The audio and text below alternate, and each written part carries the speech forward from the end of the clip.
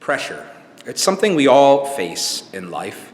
Sometimes that pressure is external to us. It might come in our workplaces or from society or our families. Sometimes that pressure is internal. I know for me, most of the pressure I live with is pressure I put upon myself.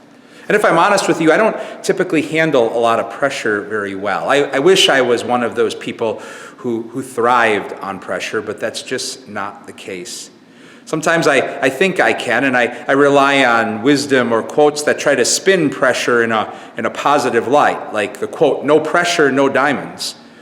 Most often I just end up praying that I can relax. I pray that I can harness the wisdom of somebody like Bob Ross, that frizzy-haired artist from public television years ago. May he rest in peace and rise in glory. You know, the one who said there's no such thing as mistakes, just happy accidents? Well, Bob Ross also would say, no pressure, just relax and watch it unfold. I wish I could do that, but when the pressure is on, I can become incredibly high-strung and difficult to deal with and live with, ask Christy.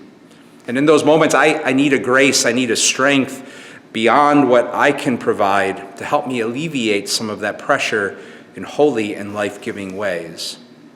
I think of the story of the people of God in that Exodus journey, where they got to the Red Sea and it hadn't been parted yet, and Pharaoh and the Egyptians were hot on their tails, and they panicked. Talk about pressure.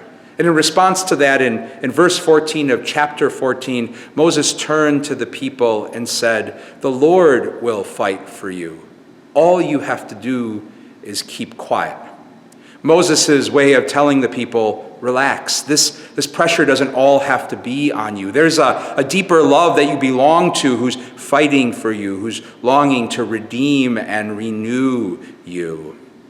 And that's wisdom to pause and pray about today, especially if you're like me, facing all sorts of pressure, or one who struggles to live well when the pressure is on. And spend some time pausing and praying and reflecting on those gifts that help alleviate some of that pressure in holy and life-giving ways. Maybe those gifts are our children, who are the reason why we do what we do and take on some of the pressures we face in life. Or maybe those gifts are a spouse, a partner, or a dear friend who has a way of calming us or getting us to crack a smile when the pressure of life is so overwhelming.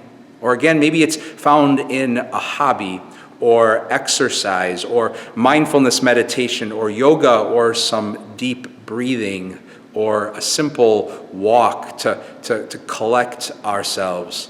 Those are all just some of the ways we find that gift that's able to alleviate some of the pressure in our lives and give us a glimpse in quieting our souls that we really do belong to a love that's so much deeper, that's so much bigger than us, that fights for us, as Moses would say, that longs to redeem and renew us daily. God's peace and blessings to you all.